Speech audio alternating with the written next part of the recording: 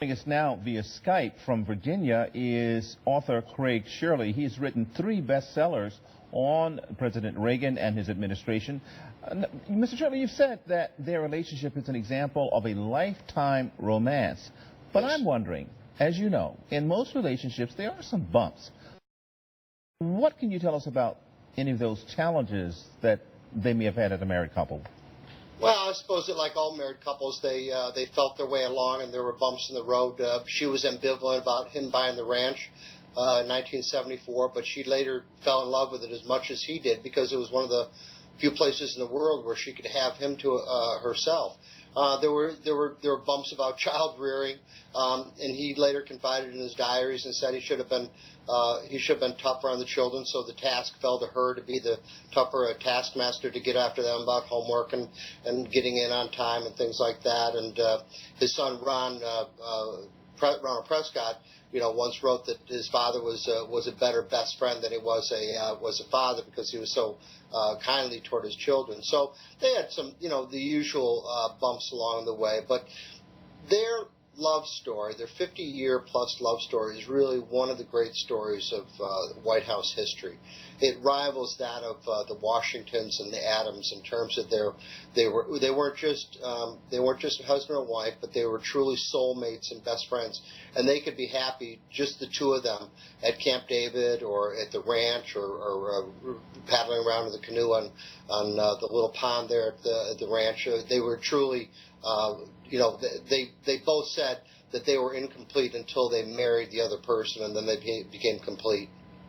Do you think that she came into the White House on a mission to change or redefine the role of floaters, the First Lady of the United States, or did this sort of evolve as she moved through those 2 terms? Yeah, I think it evolved. During the 80 campaign, he was asked because, recent first ladies have all had causes. Eleanor Roosevelt had causes. Jackie Kennedy was the refurbishing of the White House. Lady Bird Johnson was the beautification of America. Then Betty Ford was breast cancer research and alcoholism and things like that. And then Rosalind Carter had her causes, including attending cabinet meetings. And Reagan was asked during the 80 campaign, he said, what would Nancy Reagan's cause be? And he said, well, me mostly. But because he understood, and she understood, that a healthy, happy president is good for the country and produces a happy, healthy country. And so her job was to be his helpmate and helping him be happy and healthy. She later developed her causes, Just Say No. She worked in the 70s with returning POWs from Vietnam and foster grandchildren, and of course the refurbishing of the White House, because the Reagans believed that the American people wanted to be proud of their White House and proud of the presentation of the White House. So you have talked about, and others have talked about, her role as a protector of President Reagan, especially after the assassination attempt on his life. But I'm wondering, how influential was she on policy decisions, on the operation of the White House, on even the selection of staff? For example, her efforts to remove chief of staff. That's getting into the West Wing affairs, correct?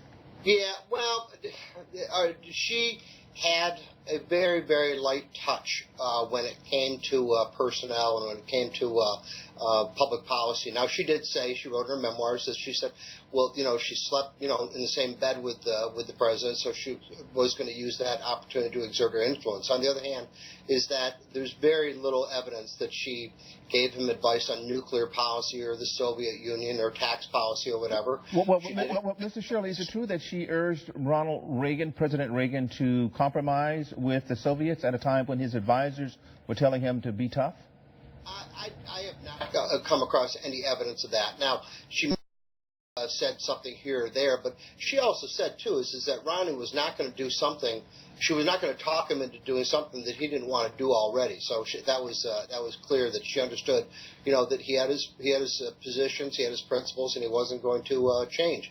She had a hand in the ouster of 1980 campaign manager John Sears, and then 7 years later, in 1987, she had a hand in the ouster of Don Regan, because both times she thought they were hurting Ronnie's career, Ronnie's White House. So she did get involved with personnel on occasion, but only when she thought they were really hurting the president. Author Craig Shirley, thank you for talking with us tonight from Virginia.